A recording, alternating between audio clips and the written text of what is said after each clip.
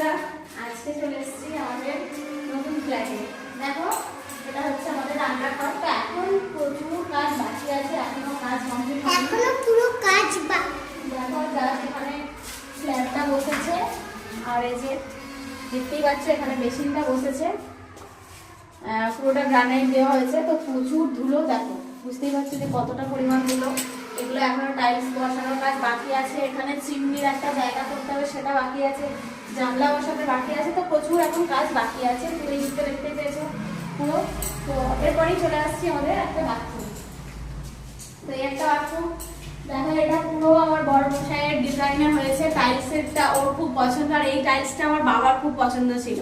তো আমার বাবার বাড়িতেও এটা লাগানো হয়েছে। তো সেই কারণে ও বাবাকে খুব ভালোবাসে, সেই কারণে ও বলছে আমিও এটা লাগাবো। তো এটা ওর পছন্দ হয়েছে। তো এরপরে চলে আসছি আমার, এটা হচ্ছে আমার পছন্দ হয়েছে। তো তোমরা কিন্তু অবশ্যই কমেন্ট করে জানিও যে কার পছন্দটা সব থেকে ভালো হয়েছে। এটা দেখো, এটা হচ্ছে একটা ফ্লাওয়ার, সে একটা শ্যাওলা ফুল হয় না, পুরো শ্যাওলা ফুল, যে শাপলা ফুল হয়, তার সঙ্গে দেখো ছোট ছোট বৃষ্টি জলের ফোঁটা। তো বুঝতেই পারছো কত সুন্দর কালার কম্বিনেশনটা লাগছে। তো অবশ্যই কিন্তু কমেন্ট করে জানিও কেমন হয়েছে। তার সাথে দেখে নাও এই যে মেঝের ফ্লোরের ডিজাইনটা তোমরা দেখে নাও। এটা অবশ্যই এখনো পালিশ হবে, পালিশ হওয়ার পর তোমরা বুঝতে পারবে এখনো প্রচুর কাজ বাকি আছে, এখনো পুট্টি হওয়া বাকি আছে। তো দেখো এই যে চৌকাঠের ডিজাইন আমরা এটা করেছি, সাদা কালো আর অরেঞ্জের সঙ্গে এই ডিজাইনটা করেছি। তো এরপর চলে আসছি আমাদের একটা বড় বেডরুম।